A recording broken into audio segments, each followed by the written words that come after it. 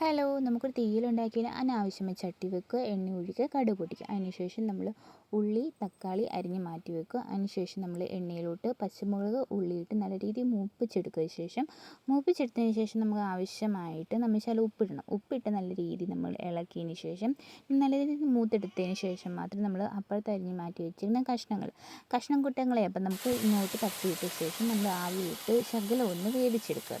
അത് കഴിഞ്ഞ ശേഷം നമ്മൾ തക്കാളി അരിഞ്ഞ് വെച്ചിട്ടുണ്ട്, അത് നമ്മൾ ഇങ്ങോട്ടേക്ക് തട്ടുക. അതും നല്ല രീതിയിൽ ഒന്ന് ഉടഞ്ഞ് മൂത്തതിന് ശേഷം മാത്രം നമ്മൾ ആവശ്യമായ സാധനങ്ങൾ എടുക്കുക. നമ്മൾ അരിഞ്ഞ് വെച്ചിരുന്ന കഷ്ണങ്ങളെല്ലാം ആവിയിൽ നല്ല രീതിയിലൊന്ന് വെന്ത് വരണം.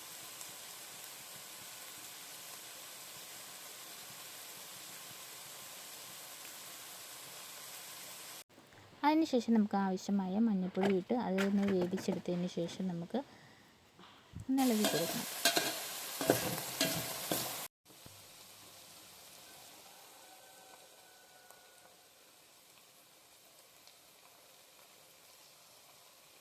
നമ്മളിവിടെ തേങ്ങ വറുത്ത് വെച്ചിട്ടുണ്ട്. അതിന് അരപ്പിന് ചേർത്തത് മുളക് പൊടി, മഞ്ഞൾപ്പൊടി, നമ്മൾ ശകലം ഗരം മസാലയും കൂടി ചേർത്ത് ശകലം മഞ്ഞൾപ്പൊടിയും കൂടി ചേർത്താണ് നമ്മൾ അരപ്പ് റെഡിയാക്കിയത്. അത് നമ്മൾ അരച്ചതിന് ശേഷം നമ്മൾ കറിയിലോട്ട് ഒഴിച്ച് കൊടുക്കുക. നമ്മുടെ തീയിൽ ഇവിടെ റെഡിയായി വന്നിട്ടുണ്ട്. നമ്മൾ കുറച്ചും കൂടെ കഴിയുമ്പോൾ തീ ഓഫ് ആക്കുമ്പോൾ നമ്മുടെ തീയിൽ റെഡി ആയിട്ടുണ്ട്. അപ്പോൾ എല്ലാവരും ഇതൊന്ന് ട്രൈ ചെയ്ത് നോക്കണം. അപ്പോൾ ബൈ.